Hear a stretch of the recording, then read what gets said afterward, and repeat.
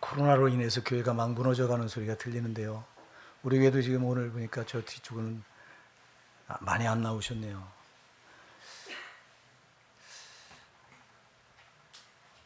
코로나가 무섭죠. 이게 한번 걸리면 사람을 치명적으로 만드니까 무섭긴 무서운데, 그러나 여러분, 육체의 죽음이 이렇게 무섭다면 영혼의 죽음은 얼마나 두렵겠어요.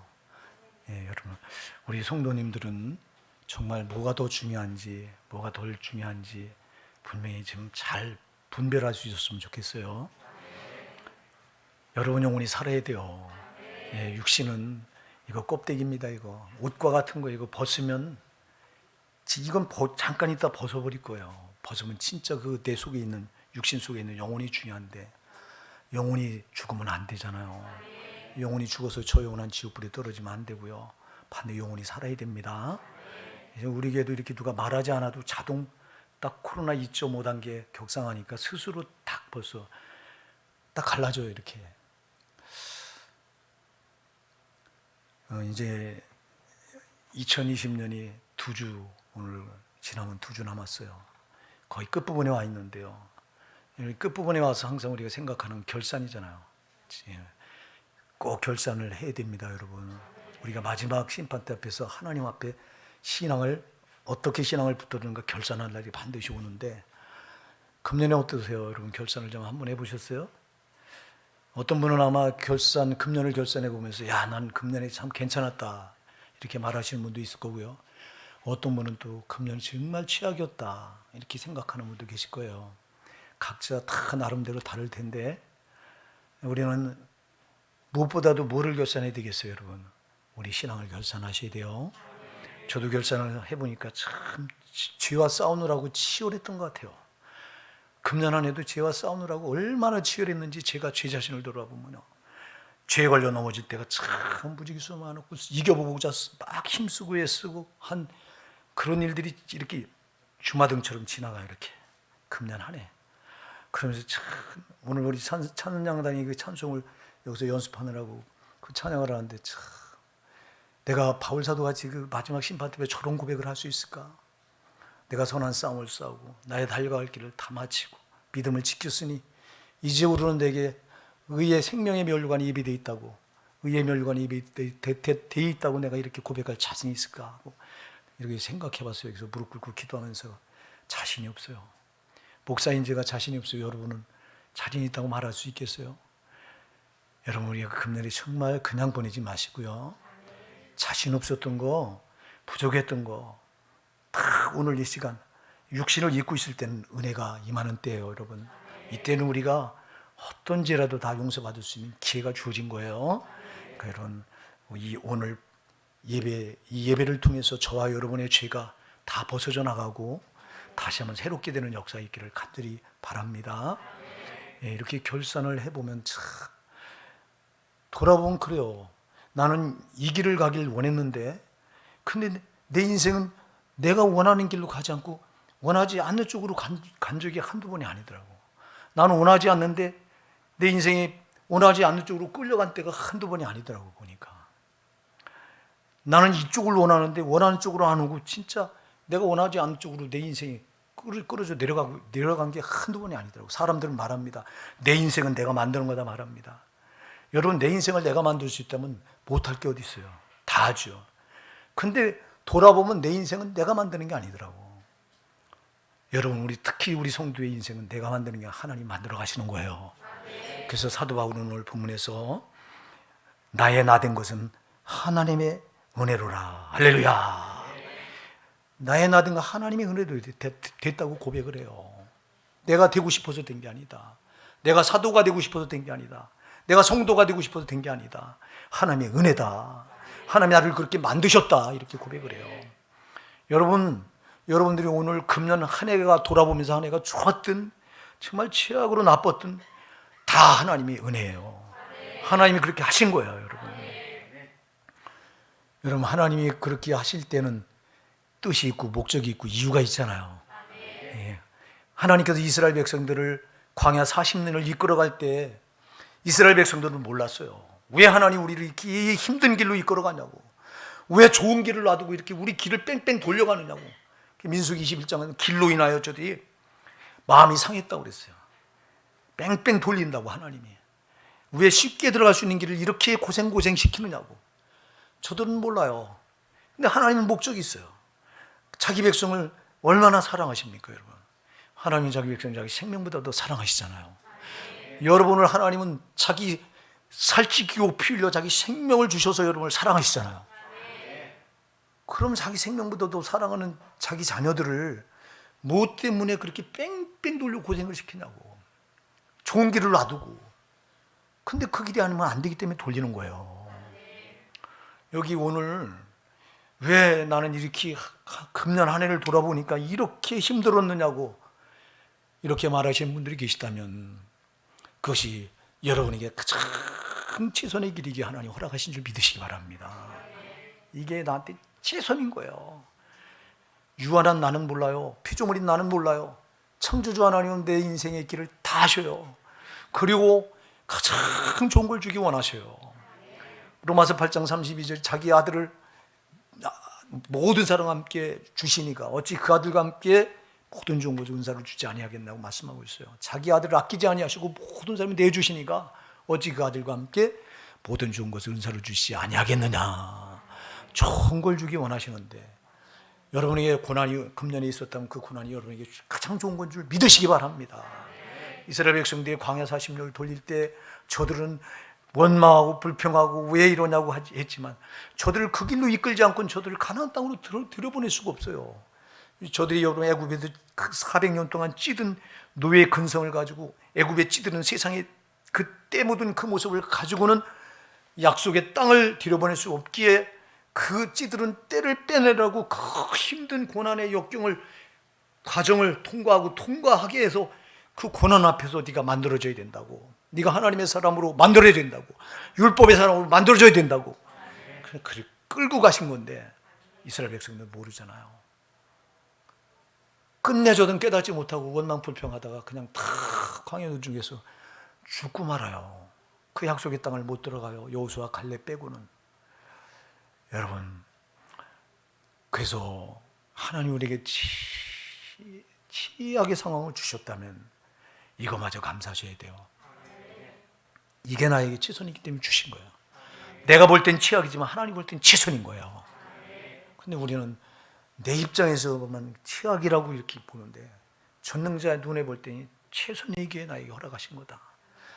요셉이 그 아버지 야곱의 총애를 받고 12아들 가운데 유독 요셉에게만 채색 옷을 특별히 다른 아들과 구별하려고 아주 화려한 채색 옷을 따로 해 입힐 정도로 그렇게 아버지 야곱의 사랑을 받았던 자가 요셉인데 하루아침에 그 형들의 미움을 받아 시기를 받아서 애굽의 노예로 팔려갔을 때 생각해 보세요. 얼마나 여러분 황당했겠어요. 이게 여러분 이거는 하루아침에 인생의 가장 처참한 밑바닥으로 빠져버린 건데 노예는 한 번 노예되면 거기서 빠져나올 길이 없는 거예요. 여러분 끝난 거 그 인생은요.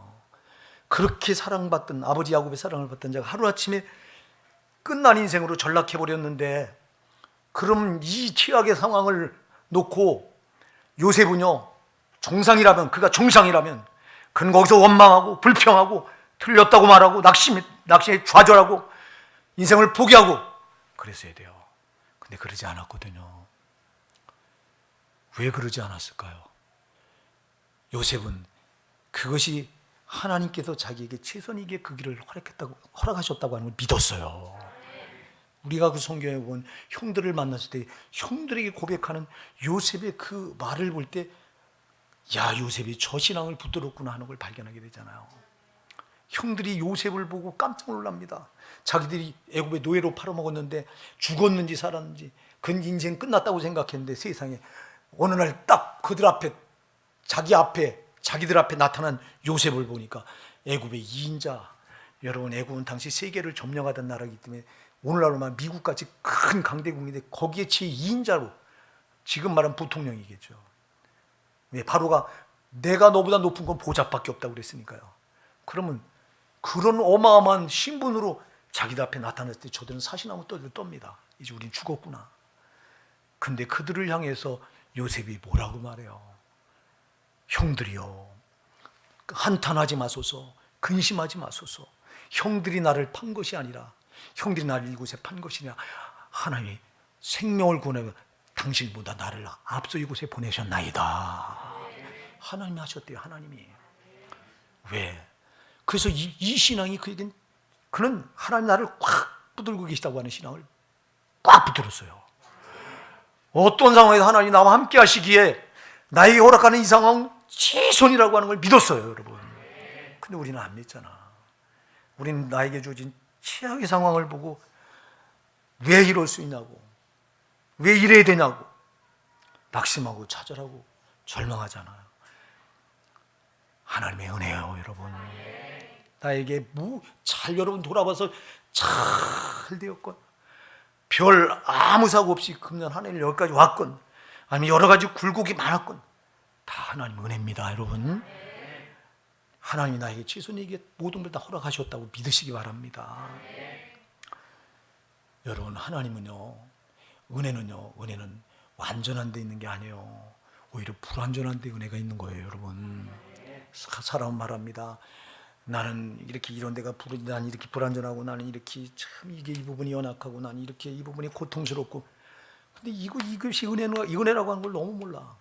저 완전해야 되고 잘 나가야 되고 잘 돼야 그게 은혜인 줄 알아. 여러분, 우리 주님을 생각해 보세요. 주님이 이 땅에 오실 때 완전한 자들을 위해서 오셨어요, 여러분. 여러분, 우리가 불완전하고 우리가 흠이 있고 우리가 결점이 있는 것 때문에 예수님이 이 땅에 오셨어요. 우리가 완전하다면 그분은 이 세상에 오실 이유가 없어요. 그는 마태복음 9장 12절 13절에 말씀합니다. 건강한 자에게는 의원이 쓸데없고 병든 자에게는 의원이 쓸데있느니라. 내가 의인을 부르러 온 것이 아니요 죄인을 부르러 왔노라 그랬어요. 예수님이 완전한 의인을 위해서 온 게 아니라 죄인을 부르러 왔대요. 죄인을. 내 흠 때문에 왔대요. 내 죄 때문에 왔대요. 내 결점 때문에 내가 왔대요. 이게 은혜예요, 여러분. 근데 우리는 흠이 있고 결점이 있고 뭔가 참 낙심될 일이 있고 하면 그걸 은혜로 보지 않아. 아니요, 하나님 그걸 은혜래요. 여러분, 우리가 하나님 보는 시각과 우리가 보는 시각이 전혀 다르다고요. 우리는 내가 볼 때 좋아 보이고 내가 볼 때 옳아 보여야 그걸 은혜로 봐요. 아니요, 내가 아니에요. 나는 어떤 상황이 있든 하나님 보실 때 은혜여야 돼요. 나는 오늘 이 시간 저와 여러분의 눈이, 보는 눈이 하나님과 같았으면 좋겠어요. 여러분, 정말 우리 성도는 은혜로 사는 사람들이에요. 누가 뭐래도 여러분들이 예수 이름을 부르고 사신다면 누가 뭐래도 여러분들은 하나님 은혜로 사시는 거예요. 여러분에게 은혜 받은 표가 있어야 됩니다. 정말 여러분 은혜로 사는 거예요? 그럼 여러분에게 은혜 받은 표가 있는지를 한번 오늘 점검해 보시자고요. 저와 여러분이. 은혜 받은 표가 못 가요, 여러분. 은혜 받은 표가요. 자, 여러분 잘 기억하세요. 은혜 받으면 먼저 가치관이 달라져요. 가치관이 변화돼요. 자, 은혜 받기 전에는 여러분 세상 게 세상 게 다였어요. 세상 게 다였어요. 그래서 이 땅에서 잘 되고, 이 땅에서 성공하고, 이 땅에서 돈 많이 벌고, 이 땅에서 명예를 얻고, 이 땅에 권력을 움켜쥐고, 이 땅에서 부와 명예를 누리고, 참 이렇게 이게 가치였어. 이게 세상 게 이게 가치였다니까 우리가. 근데 은혜 받으니까 가치관이 바뀌어요. 세상 게 아니에요. 세상 게 아니라 저 약속의 땅 하늘나라 거예요. 바울 사도, 우리가 오늘 이 고백을 하고 있는 바울 사도 고린도 교회 첫 번째 편지를 써보내면서 나의 나 된 것은 하나님의 은혜로라고 이렇게 고백하고 있는 이 바울 사도, 우리가 잘 알죠. 바울 사도는 이 세상에서요 정말 엄청났던 사람이에요. 그가 배운 학문이 엄청났습니다. 그는 가말리엘, 이 교법사라고 하는 가말리엘은 당대 여러분 유대인들은요 그 선생 이름이 딱딱 밝혀져요. 우리나라는 그런 게 없죠. 유대인들은 가말리엘 하면 최고의 율법사예요. 가말리엘이라고 하는 최고의 율법사 밑에서 율법을 확실하게 배웠던 사람이 바울이에요. 유대 학문인 율법을 섭렵했을 뿐만 아니라 당대 최고의 학문이 헬라 학문이었거든요. 헬라가 전 세계를 헬라 문화가 그때는 로마가 전 세계를 휘어잡으면서 이 헬라 문화가 전 세계를 다 장악했기 때문에 헬라 학문이 최고의 학문이었어요. 그런데 바울은 유대 율법의 학문만 아니라 가말리엘 최고의 율법사 밑에서 유대교 학문인 율법만 배운 게 아니라 당대 최고의 학문인 헬라 학문까지 다 섭렵해서 그가 쓴 여러분 13권의 서신서가 다 헬라어로 기록되어 있는데요. 특히 로마서 같은 경우 여러분 이건 헬라를 전문하는 전문 학자들도 혀를 내둘 정도로 바울의 그 헬라어에 대한 이 어필한 솜씨가 감당을 할 정도 없다고 이렇게 감탄해요. 대단한 헬라 학문을 보세요. 학문을 이렇게 엄청나게 공부했어요. 그래서 사도행전 26장에서 로마 총독인 베스도가 바울이 이제 그 베스도 총독과 이 빌립 왕 앞에서 이제 자기의 사정을 변명할 때 그때 베스도 총독이 혀를 내둘러요. 네가 미쳤구나 바울아. 네 많은 학문이 너를 미치게 하는구나 그래요. 얼마나 많이 공부한 걸 베스도도 인정을 해요. 바울이 로마 총독인 베스도가 바울이 공부를 그렇게 많이 한 걸 인정할 정도로 바울아 네 많은 학문이 너를 미치게 하는구나. 그러니까 내가 미친 것이 아니요. 나는 지극히 정상적인 말을 합니다 하고 이제 자기가 예수를 복음을 증거하거든요. 앞에서 보세요. 이렇게 어마어마한 학문을 공부한 사람이고요. 또 그런 나면서부터 우리가 잘 아는 대로 뭐예요? 로마 시민권을 가지고 태어나요. 여러분 로마 시민권은 지금 미국 시민권 얻으려고 우리나라 이 젊은 엄마들이 거기 가서 애를 낳아요. 거기 가서 낳는 순간 거기 미국 이 영주권을 취득하거든요. 왜? 대단한 나라이기 때문에. 당시 로마 시민권은요. 어디 가서 여러분 암만지를 줘도 그 다른 나라 법에 저촉을 받질 않아요. 그를 법 다루려면 반드시 로마 황제 앞에 서서 황제의 판결을 받고 죄를 네가 잘했는지 못했는지 거기서 판결이 나야 돼요. 그러니까 다른 나라 법을 법으로 재판을 할 수가 없는 어마어마한 신분이에요. 그 로마 시민권을 가지면 속국된 다른 민족에게 명령을 할 수 있어요. 네가 나와 오리를 같이 가자. 여러분 오리를 같이 가라면 같이 가줘야 돼요. 그래서 예수님께서도 마태복음 5장에서 너를 누가 오리를 같이 가라고 하면 심리를 가져라 이렇게 말씀했죠. 주님이. 그 오리를 같이 가주라는 말이 로마 시민권을 가지면 거기 속국된 사람에게는 무조건 오리까지는 강제로 데려갈 수 있는 권한이 있었어요. 이렇게 엄청난 권한이에요. 거기다가 여러분 그는 바리새파였다고 그랬거든요. 바리새파는 여러분 유대인 중에서 사두개파, 바리새파는 귀족 출신들이에요. 이들만이 최상위 계층에서 이 부를 누릴 수 있어요. 명예를 얻을 수 있고 권력을 잡을 수 있어요. 그러니까 엄청난 사람이에요. 근데 그래서 그는 이 세상에 출세 가도를 위해서 그거 위해서 살아가던 사람이 바울인데 그가 다메섹 도상에서 갑자기 빛으로 부활하신 주님을 만나버립니다. 만나버려. 자기가 원해서 만난 게 아니라 예수님이 찾아가서 그를 강권적으로 만나주세요. 나는 오늘 이 시간 여러분 주님이 여러분을 강권적으로 만나주신 역사가 있길 바랍니다. 오셔서 정말 여러분을 팍 붙잡아서 만나주시길 바래요. 그냥. 그럼 여러분 신앙이 한 번에 변화될 것 같아요. 그냥. 별로 사모하지 않잖아. 사모하세요 제발. 여러분 예수님을 확실히 인격적으로 만나면 여러분 인생은 확 바뀌어버려요. 뒤집어버려 완전히 가치관이 달라진다니까. 바울이 그렇게 예수를 만나고 나서 그가 여러분 그렇게 자랑스러웠던 것들을 다 버려버린다고 고백하잖아. 여러분이 빌립보서 3장 7절 이하에 보세요. 그러나 내게 무엇이 유익하던 것을 내가 그리스도를 위해 다 해로 여길 뿐더러 또한 모든 것을 해로 여김은 내 주 그리스도 예수를 안 지식이 가장 고상하기 때문이다. 여러분 내 주 예수 그리스도라는 지식이 가장 고상이기 때문에 내가 이 배설물처럼 내게 유익했던 모든 것들을, 이 땅에서 내가 그렇게 애지중지 아꼈던 모든 소중했던 것들 배설물처럼 버려버렸다고 그랬어요. 말로만 고백한 게 진짜 그렇게 살았잖아요. 그가 여러분 그렇게 자기가 쫓던 이 세상의 부와 명예를 쫓아가던가요?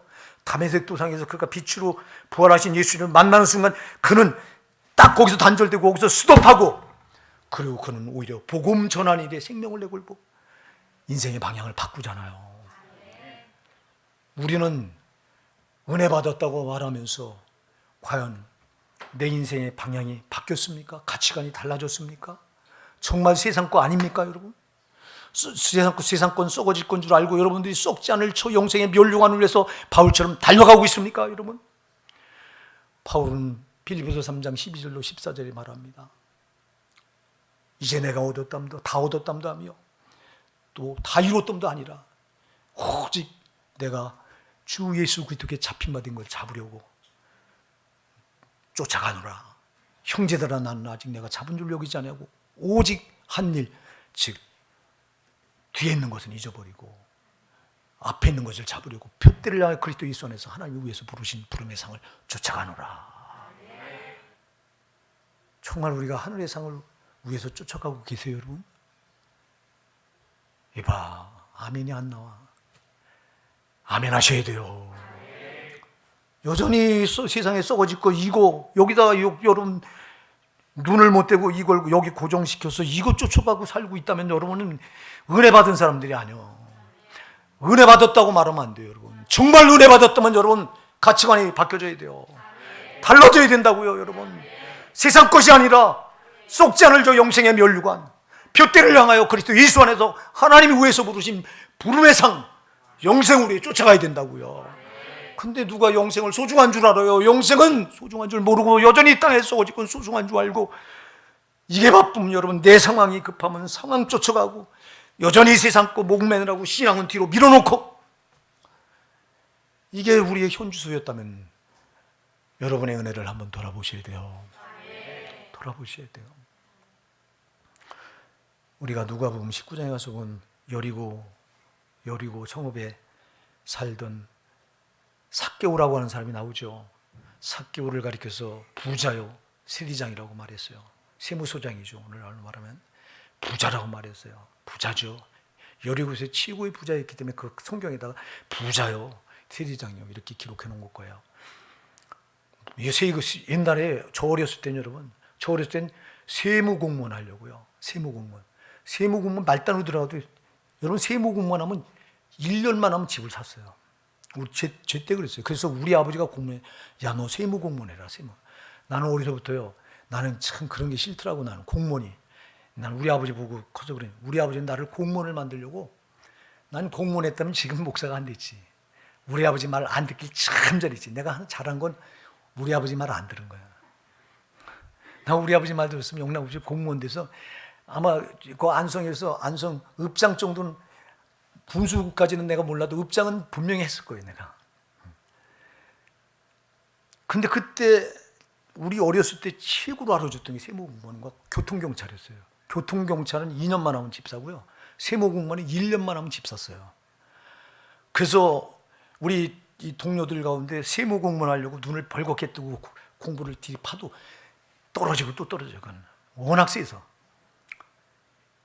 그 바로 이 여리고 성읍에 살던 삭개오라고 하는 사람이 세리장이었으니, 세무소장이었으니 그가 부자가 안 될 수 있어요.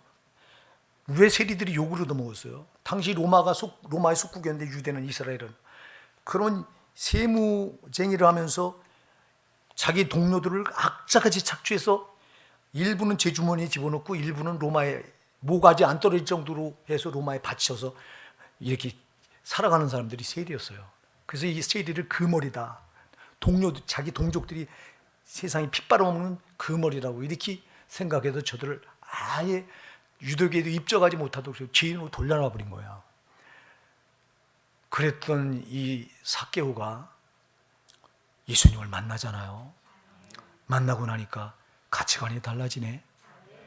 그렇게 해주준 게, 그건 돈 때문에 그런요. 돈 때문에 다 걸었던 사람이에요. 돈 때문에. 세리장이라고 손가락질 받아도 좋다고 돈만 있으면 된다고 생각했던 사람이 삭개오인데 세상에 삭개오가 예수님을 만나고 나니까 뭐라고 고백을 해요? 내 소유를 팔아서 절반을 가난한 자에게 나눠주겠으며 내가 네 것을 토색한 적, 속여서 빼앗은 적이 있으면 내가 4배나 갚겠습니다. 할렐루야. 자기가 그렇게 해주신지 여겼던 이 재산을 다 내놓겠다는 거야. 왜 그랬을까요? 예수님을 만나고 보니까 이거 썩어질 거였구나. 가치가 없는 거로구나. 나에게 가치는 예수로구나. 여러분에게 가치가 예수여야 돼요. 나 같은 죄인을 위해서 십자가에 살찌고 피 흘려 내 죄값을 갚아주시고 저 영원한 지옥불에서 나를 건져내 주신 그 예수 말고는 나에게 가치가 없어요. 사랑하는 여러분의 가치가 바뀌어지기 바랍니다. 그래서 여러분 정말 여러분이 진짜 은혜 받은 사람은 여러분에게 최고의 가치는 예수밖에 없어야 돼요. 예수. 근데 우리에게 과연 그러냐? 근데 우리는 여전히 세상 것을 아직도 이걸 못 벗어나서 왜 목을 메고 살아가냐 어쩌면 좋냐고. 만일 바울 사도가 세상 것에 끌려다녔다면 이 사람은 절대 복음 사역 감당하지 못합니다. 그가 어떻게 소아시아와 유럽에 수많은 교회를 세울 수 있었어요? 그가 소아시아 유럽에 그렇게 배를 맞고 수도 없이 죽도록 배를 그 입으로만 9번 고백하는데요, 그가 강에 빠져서 죽을 뻔한 적이 여러 번 있고 이런 건 포함하지 말고요. 동족의 위험을 강도를 만나 죽을 뻔한 적이 여러 번 있고 이런 건 다 빼고 유대인들에게 40에 가만 매 이거 맞은 거 5번을 매를 그렇게 맞았고 태장 예수님이 맞았던 채찍 태장을 3번이나 맞고 이 또 루스드라 이 갈라디아 지역에 들어가서 복음을 전하고 돌에 맞아 죽을 뻔한 거 요거만 따져서 9번 죽을 고비가.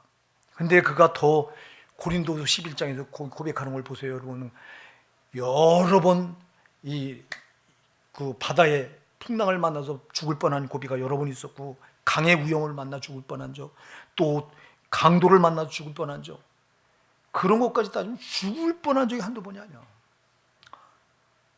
여러분 만일 그가 이 땅에 게 다였다면 뭐 하려고 그렇게 죽도록 매를 맞아가며 그렇게 감옥에 수없이 갇혀가면서 핍박과 멸시와 조롱과 천대를 받아가면서 복음을 전할 이유가 뭐 있냐고. 땅에 것 쫓아갔다면 절대 그렇게 못하지. 그는 정말 은혜 받고 보니까 뭐가 소중한지 분명히 여러분 그에겐 딱 정확하게 가치관이 정립이 된 거예요. 여러분인 가치관이 정말 똑바로 정립되시기 바랍니다. 그냥 우리가 아직도 은혜가 설익은 은혜를 받으면요 이 가치관이 정립이 안 됩니다. 한 발은 세상, 한 발은 교회 딛고 왔다 갔다 하는 거예요. 여러분 그래요, 우리가 세상을 떠나서 살 수 없어요. 육신을 입고 있기 때문에 세상을 살아가야 돼요. 그러나 여러분의 모든 것은 저 약속의 땅 하늘나라 거기 두고 사셔야 되는 거예요.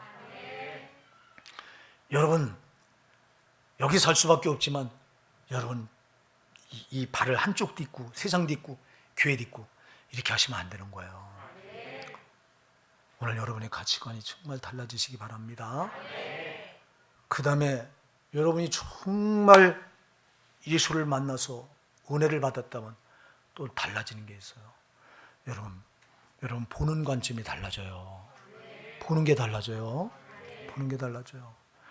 그 전에 예수 만나기 전에 은혜 받기 전에는 여러분 예수를 만났다고 하는 은혜 받았다고 하는 건 여러분 이론으로 받은 게 아니에요. 지식으로 받은 게 아니에요. 성령으로 여러분들이 예수를 만나서 은혜를 받고 나면 그 다음에 달라지는 게 가치관이 첫째 달라지고 그 다음에 달라지는 게 뭐가 달라지냐, 보는 관점이 달라지게 돼 있어요. 그전에는 세상 것이 커 보였어요. 근데 이제는 세상 것이 커 보이는 게 예수가 커 보이는 거예요. 그전에는 내가 커 보였어요. 근데 이제는 예수 만나 은혜 받고 보니까 내가 큰 게 아니라 예수가 큰 거예요. 우리가 이 바울 사도는 모든 사도보다 훨씬 많이 하나님의 일을 감당했던 사람이에요. 근데 그에게 약점이 하나 있었어요. 무슨 약점이냐? 다른 11 사도는 다 생전에 예수님 살아생전에 다 예수님께서 친히 불렀어요. 친히 살았을 때 그분이 예수님이 육신을 입고 계실 때 일일이 너는 나를 따라와라, 나를 따라와라고 다 11제자는 예수님이 친히 불렀어요. 근데 바울 사도는요, 예수님이 육신을 입고 있을 때 부른 제자가 아니에요.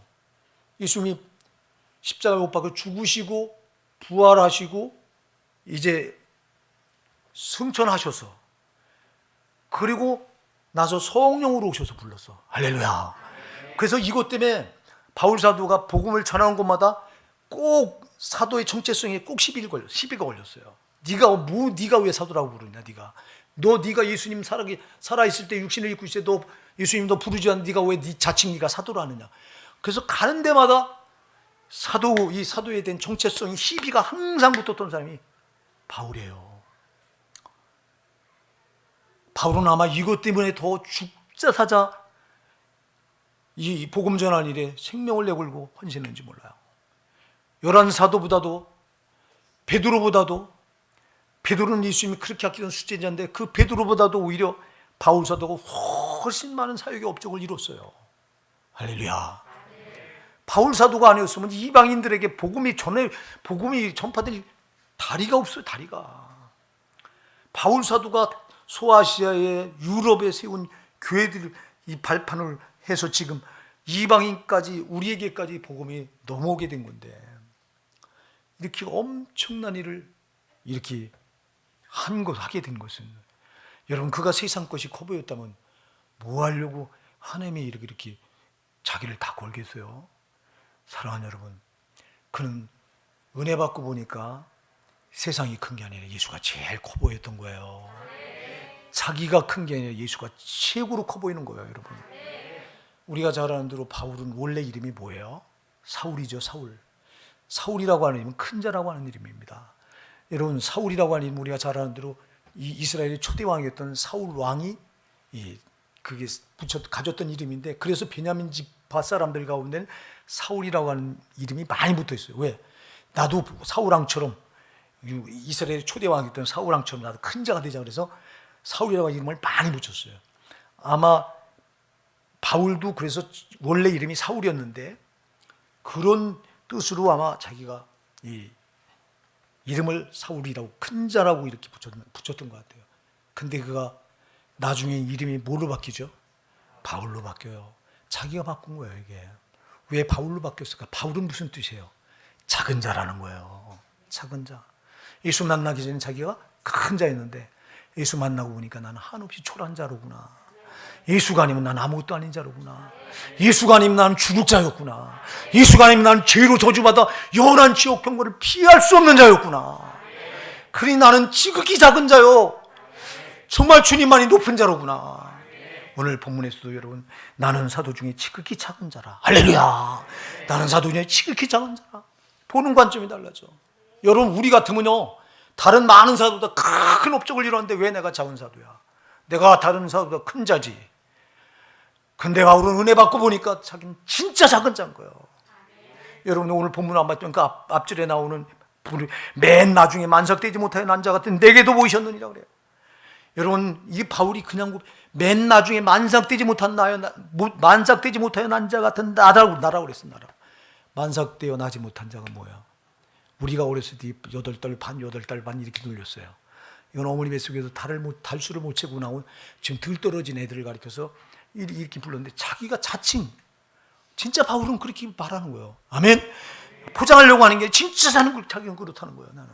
나는 어머니 뱃속에서 달수도 못 채고 난 정말 모자란 자 같은 나였다. 은혜 받고 보니까 그렇게 보이는 거예요. 자기가 옛날 같으면 자기가 왜 만삭되지 못하여 난 자 같은 나라고 말하겠어요. 여러분, 바울보다 큰 사람이 누가 있어요? 바울보다 많은 학문을 아는 자가 누가 있어요? 바울보다 여러분 백그라운드 가정의 배경이 어마어마한 자가 누가 있어요? 바울같이 나면서부터 로마 시민권을 가진 자가 유대인 중에 몇 명이나 돼요? 대단한 자죠. 누가 아무나 바리새파에 속하고 사두개파에 속해요? 대단한 자죠. 그런데 은혜를 받고 보니까 정말 나는 사도 중에 큰 꼴찌 된 자요. 나는 어머니 뱃속에 달수를 채우지 못하고 난 덜 떨어진 자요. 사랑하는 여러분이 정말 은혜 받았다면 여러분은 정말 보는 관점이 달라져야 되는 거예요. 근데 여전히 내가 하고 살잖아. 이게 저와 여러분의 모습이지 않았습니까? 회개하시자고요, 여러분. 은혜 받은 사람의 표가 아니잖아요, 이거는. 정말 은혜 받았다면 내가 어디 있냐고, 나는 없어야지. 나는 없고 주님만 있어야지. 내 교만이 어디 있어요? 내가 어떻게 교만할 수 있어요, 여러분? 예수 몰랐을 때는 온갖 죄로 살면서도 지가 잘난 줄 알고 고개를 쳐들고 살았어요. 예수 만나고 보니까 고개를 들 수 없는 죄인 중에 죄인이잖아요.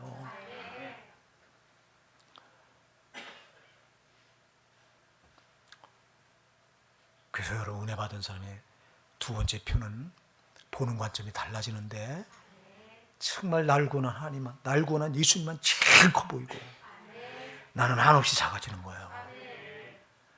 그럼 뭘 잘났다고 말할 게 뭐가 있냐고. 우리가 다른 사람하고 막 아기다툼하고 잘났다고. 뭘 잘났어요, 여러분? 죽을 줄 알았는데 내가 잘난 게 아니라 예수님이 잘난 거지. 나를 구원하신 주님이 잘났지 내가 뭐가 잘났냐고. 그러니 내가 할 거는 주님밖에 높여드릴 게 뭐가 있냐고, 여러분. 그래서 구원받은 사람, 은혜 받은 사람은 나는 철저히 낮추고 나를 구원한 주님만 높이게 되는 거예요. 마지막 은혜 받은 표가 뭐냐? 여러분, 감사해요. 감사. 여러분, 감사하셔요? 바울 사도가 데살로니가 교회에 편지를 써보내면서 데살로니가 전서 5장 16절부터 18절에 항상 기뻐하라, 쉬지 말고 기도하라, 범사에 감사하라, 이는 그리스도 예수 안에서 너희를 향하신 하나님의 뜻이니라. 범사에 감사하는 게 누구의 뜻이에요? 근데 우리는 감사하며 사셨습니까? 감사할 게 있어야 감사죠, 목사님. 그러잖아요, 우리는. 뭐 감사할 게 나는 없었어요. 감사할 게 아무것도 없어요. 여러분을 구원하신 거 한 가지만 해도 감사하셔야 돼요. 여러분, 우리가 최고로 받은 은혜가 구원이잖아요. 너무 많은 신자들이 구원의 감사를 몰라요. 뭘 손에 이렇게 움켜줘야 이게 감사한 줄 알아요. 구원은 여러분이 이거 구원받은 거 손에 움켜줘요. 이게 만지려고 해도 만져져요? 만져주시기 바랍니다. 내가 구원받은 은혜가 만져져야 되는 거, 이게. 요한일서 1장 1절에 말합니다. 태초로부터 있는 생명의 말씀에 관하여는 우리가 눈으로 본 바요, 귀로 들은 바요, 주목하고 우리 손으로 만진 바라 그랬어요. 여러분, 신앙은 만져져야 되는 거, 이렇게. 이걸 체험이라고 말해요. 체험. 여러분, 구원도, 내가 받은 구원이 이렇게 만져져야 되는 거예요. 만져질 때 얼마나 놀라워요. 내가 어쩌다 이 구원받았나. 나는 영락없이 잠시 잠깐 이슬같이 살다가, 초라한 인생 이슬같이 살다가 그냥 죽어서 저 영원한 지옥의 형벌을 면할 수 없는 내가 어쩌자고 나 같은 걸 예수님 구원하셨나. 얼마나 놀라워, 이게요. 이스라엘 백성들이 애굽에서 400년 동안 노예살이를 하고 살다가 거기서 여러분 빠져나올 때 하나님이 홍해 바다를 가르셔서 거기 길을 내셔서, 길이 예수예요. 할렐루야. 길을 여셔서 저들 거기서 건져냈을 때 여러분 얼마나 감사합니까? 노예 생활이 끝난 거잖아요. 그 약속의 땅이 그들에게 열린 거잖아요. 근데 저들이 감사하던가요? 아니요. 감사하지 못해요. 계속 어려움을 만나니까 원망하고 불평하고 낙심하고 좌절하고. 여러분, 저들이요, 광야에서 감세때라면 저들 40년까지 안 갔어요. 하나님께서 저들을 2년 만에, 저들이 고생하는 게 하나님 눈에도 딱하잖아요. 저들을 하나님이 고생시켜서 애굽의 때를 벗겨내서 약속의 땅에 데리고 들어가셔야 되는데, 하나님도 할 수만 있으면 이들을 고생 안 시키려고 2년 만에 바란강에 도착했을 때 모세를 향해 말합니다. 내가 이 백성을, 이 고생을 덜 시키고 빨리 저 약속의 땅에 들여보낼 마음이 내게 있으니 너는 각 지파에서 한 명씩 두령들을 뽑아서 약속의 땅에 정탐을 보내라. 그래서 12명의 정탐꾼이 가서 40일 동안 가나안 땅을 탐지하고 돌아와서 보고를 하잖아요. 근데 12명 중에 10명이 우리는 그 땅에 올라가면 다 죽습니다. 올라가 보니 그 땅 거민들은 우리보다 키가 한자나도 커서 네피림 우선 안악산 대장부들이라고는 거인들이고 우린 그 앞에 서니 메뚜기처럼 초라합니다. 그리고 우리가 올라가 보니 그 땅의 부족들은 다 병거를 가지고 있습니다. 신무기를 다 가지고 있습니다. 우리는 변변한 칼 한 자루가 없는데 저들은 신무기를 다 가지고 있습니다. 우리는 올라가면 죽습니다. 망합니다. 근데 여호수아와 갈렙 두 사람은 우리가 올라가면 이깁니다. 약속의 하나님이 함께 하십니다. 여러분, 만일 이때 여기서 이스라엘 백성들이 하나님이 함께 하신다, 하나님 감사합니다, 저들이 하나님께 감사신앙을 표했다면 저들은 거기서 끝나버리는 거예요. 고생 끝인 거예요. 근데 감사하지 않았어요. 저들은 원망하고 불평하고 낙심하고 좌절하고 틀렸다고 말하고. 여러분, 감사가 신앙의 진수예요. 감사가 신앙의 최고봉이에요. 감사는 아무나 할 수 있는 게 아니에요. 진짜 은혜 받는 사람만 하는 거예요. 그냥 감사 말고 뭘 손에 쥐어줘서 하나님이 너 이거 복이다 하고 쥐어줘서 뭘 쥐어줬을 때 감사 말고 그저 나 같은 죄인 구원해 주신 그 은혜, 이 은혜만 하나만 가지고도 내가 감사할 수 있다면 이 사람은 진짜 은혜 받은 사람인 거예요. 이 사람이 진짜 신앙인지 아니면 유사신앙, 가짜 신앙인인지 알 수 있는 척도는 이 사람이 어떤 어려움을 만나더라도 감사하느냐, 원망하냐, 불평하냐, 이거 보면 딱 아는 거예요.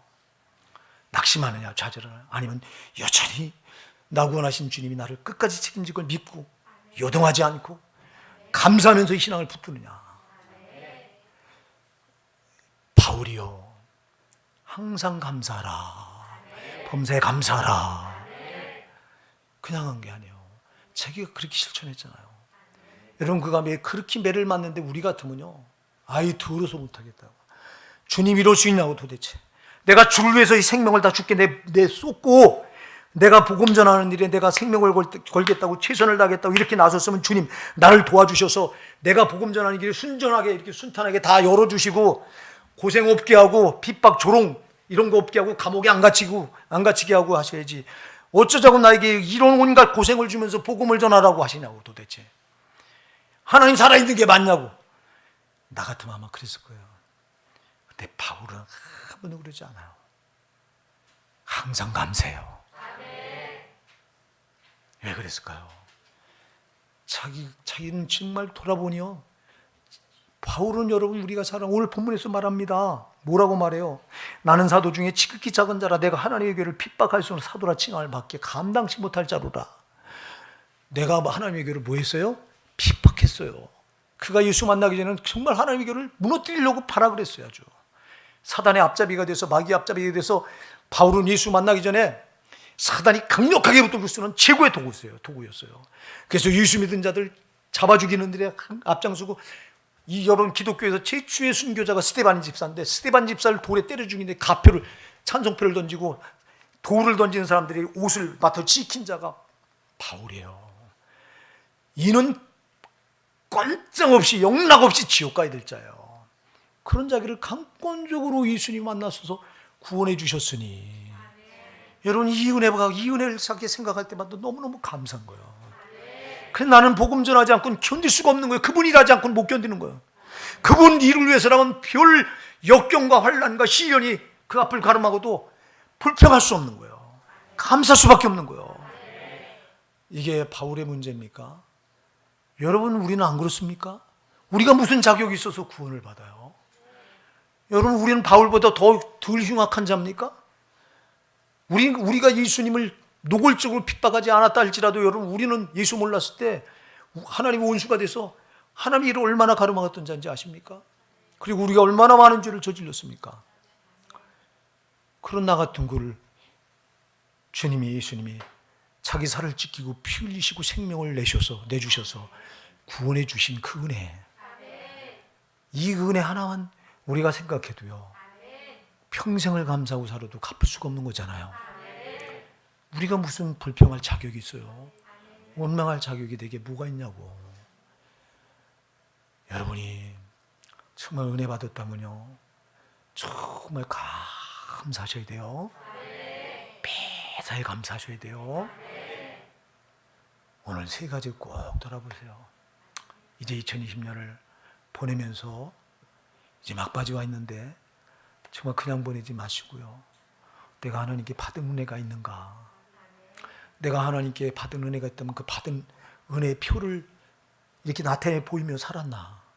정말 내 가치관이 달라져서 땅의 것이 아니라 썩지 않을 저 영생의 표대를 향해 내가 정말 한 걸음 전진해 나가고 있느냐 돌아보십시오. 그리고 여러분, 내가 진짜 은혜 받았다면 보는 관점이 정말 달라졌느냐, 내가 여전히 세상께 크게 보이느냐, 세상께 화려하게 보이느냐, 주여 천국은 작게 보이느냐. 그럼 여러분 은혜 받은 거 정말 점검하셔야 되고, 여러분은 천국이 커 보여야 돼요. 천국이 눈에 안 보이는데 뭐가 커 보여. 은혜 받은 사람은 저게 커 보여. 은혜 안 받은 사람은 저게 안 보이기 때문에 안 커 보여. 이게 땅에 보이는 게 커 보여, 은혜 안 받은 사람은. 그러나 은혜 받은 사람은 이 눈에 보이는 건 이거 잠시잠깐인 걸 알아. 저 눈에 안 보이는 저게 커 보여요. 은혜 받은 사람은 옛날엔 내가 커 보여서 나로 내가 하고 살았는데, 은혜 받은 사람은 나는 초라하게 낮아지고, 나는 정말 예수 아니면 아무것도 아니로구나, 이게 깨달아지고 예수님은 커 보이는 거예요. 그러니까 나를 통해서 그분이 드러나길 원하는 거예요. 은혜 받은 사람은 여러분 정말 그래서 겸손할 수밖에 없는 거예요. 겸손한 거예요. 그리고 은혜 받은 사람은 이제 정말 감사뿐인 거예요. 감사뿐인 거예요. 여러분 좀 그런데 한번 오늘 본문의 말씀에 비춰서 날 돌아보니까 나는 은혜 받은 표보다 은혜 받지 못한 자의 표로서 살아갈 때가 참 많았잖아요. 이거 여러분 아니라고 말할 사람 누가 있어요? 저부터. 우리 얘기하시고요. 정말 이제는 은혜 받는 자의 표로 2021년 새해부터는 하나님의 은혜로 살기 원합니다. 나의 나 된 것은 하나님의 은혜입니다. 오늘 바울이 중요한 고백을 해요. 무슨 고백을 하냐니까, 내게 주신 그의 은혜가 헛되지 아니하여. 할렐루야.